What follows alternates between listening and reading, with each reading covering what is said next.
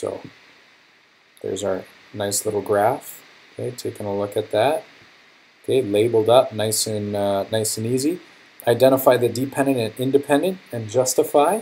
So making sure that you give some justification as to why you indicated or why you think one's the independent and why one's the dependent. So I would say that time is independent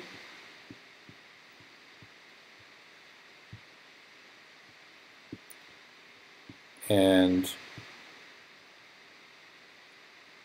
accumulation. Oops.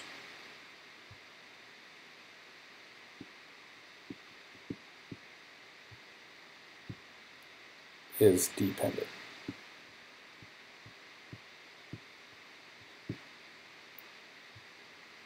And this is because the longer it snows,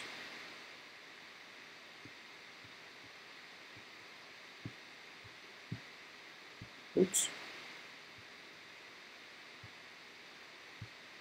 So the longer it snows,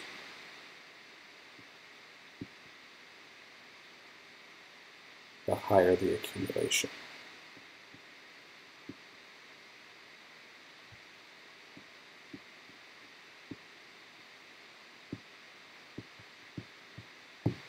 All right, so making sure you have some justification is always a good idea. So let's move along here. It says, describe the relationship that exists between the two variables. As blank increases, basically what happens. Okay, so when we take a look here, you'll notice, and I'll grab the magic pen to help us out in this particular case as well. So using the magic pen here, you'll notice that as our time increases, the snow accumulation increases. So the more it snows for, so as we move to the right here, or as the x values increase, you'll notice that the y values increase. Okay, so that would be a perfect description of this particular relationship. So we'll go ahead and we'll put that down as a nice little explanation. So as we can say, as time increases, so does the snow accumulation. All right, so nice little description. It says, describe the correlation strong, weak, positive, negative, and most of us will probably look at that, and we can say a few people suggest that, you know, if you were to take the data and try to put an oval, the skinnier the oval, or the flatter, or the thinner the oval, the stronger it is. So since I can draw an oval that's really, really tight, I know that this is a strong, and in this case, because it's increasing in the x and increasing in the y, I know that this is going to be a strong positive correlation. So we'll go ahead and put that down as well. So strong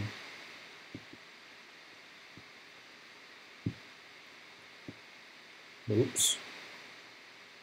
So we've got a strong positive.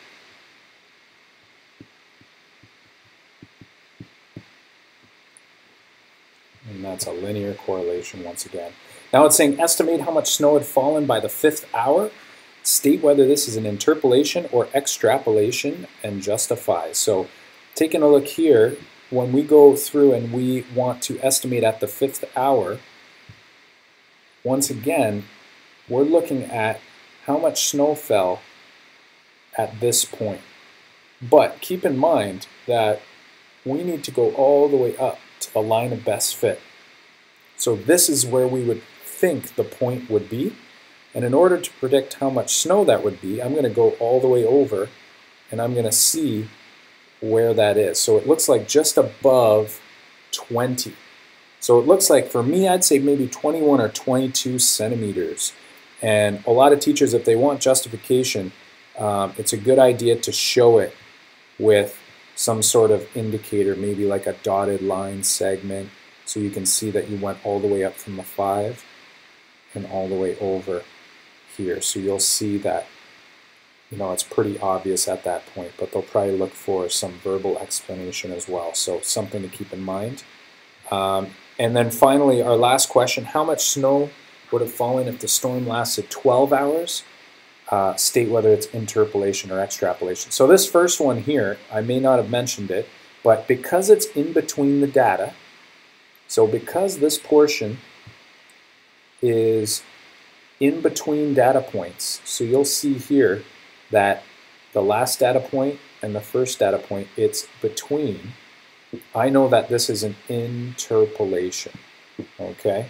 Anything outside, so if it was over here or over here, that's going to be extrapolation, all right? So anywhere beyond this line is an extrapolation, or before this line would be an extrapolation. So when I predict for 12 hours, I'm going to have to extend my line of best fit a little bit. So here we go. I'm going to extend this thing off, and I'm going to have to make a pretty bold prediction because I don't even have the scale on there. But you can see here, if I did have to make a prediction, I could go to where I believe 12 would be, which is right about here. And I could try to extend out all the way to the line. All right, so here we'll go ahead and do that with our line tool. So we'll go from here all the way out to about here. You're going to need to extend your scales just a little bit. All right, so in this case, if I extend the scale, I'm looking at 35, I'm looking at 40, 45, 50. It looks like it's going to be somewhere around 52 centimeters or so. And then here would be 11, the 12th hour. Okay, so that would be considered an extrapolation since it's so far outside the data, whereas this prediction in here would be called an interpolation.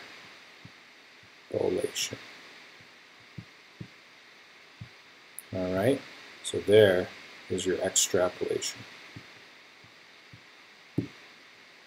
All right, so that's about it for today. So if you missed class today, that's a brief introduction to drawing a scatter plot. Hope to see you soon. If you have any questions, please let me know. Talk to you soon.